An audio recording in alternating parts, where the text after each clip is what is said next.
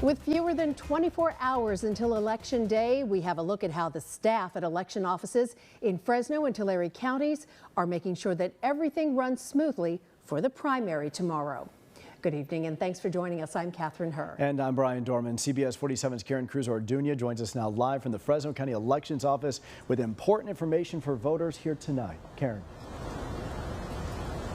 Good evening, Brian and Catherine. That's right. I'm actually outside of the Fresno County Clerk's and Elections Office, and this area was packed as many people were dropping off their ballots. Now, another thing I did spoke to some polling workers who basically said that they're working around the clock to make sure all ballots are counted correctly. Cristela Chavez is one of over 500,000 registered voters in Fresno County. She dropped off her ballot at the Fresno County Elections Office and says voting is important. You have to vote. This is part of our democracy.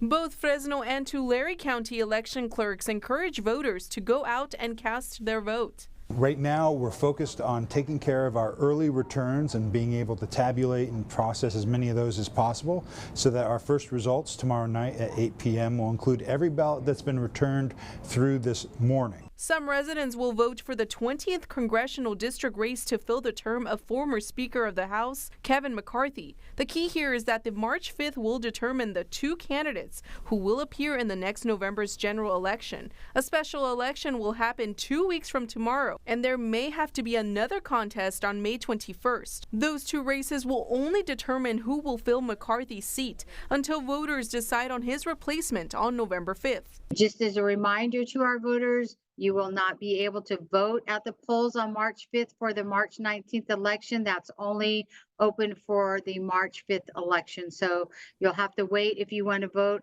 at the polls for the special election till March 19th to do that. You're more than welcome to drop off your vote by mail ballots in the drop box located at our polling locations for the March 19th special election.